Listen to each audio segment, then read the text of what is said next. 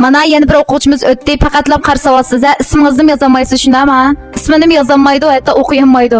Ashta savolsizni tufaylidan xatni to'lib turib, taktikalik so'zini deb bersam, shu bo'yicha imtihonda o'tib chiqdi.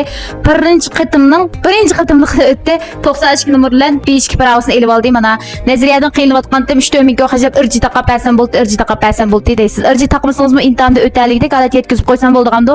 Mush birinchi va 4-chi turni qiynayotgan chal savat yosh uchun ashqabiy tuen savolsiz do'stlarni qo'rqmay kirib tizimlasangiz bo'ldi. O'rnim Qashqar Yanshada do'stlar. Mush kursni o'zida o'rgangan madde va yoki 43 pravoni ag'mat degan do'stlar, maktabni o'ziga tizimlatmoqchi bo'lgan o'quvchilarni davomli aloqalashib, o'rnim Qashqar Yansha jilo sho'rlik maktabning o'zida. Mulozimimiz qandaroqga o'qitishimiz qandaroqga o'rgana oldingizmi?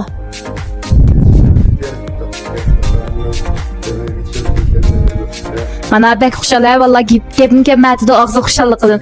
Undar nomerim 176 999 669 28 degan nomer undar qilib tomliq bizlar aloqalasangiz bo'ldi.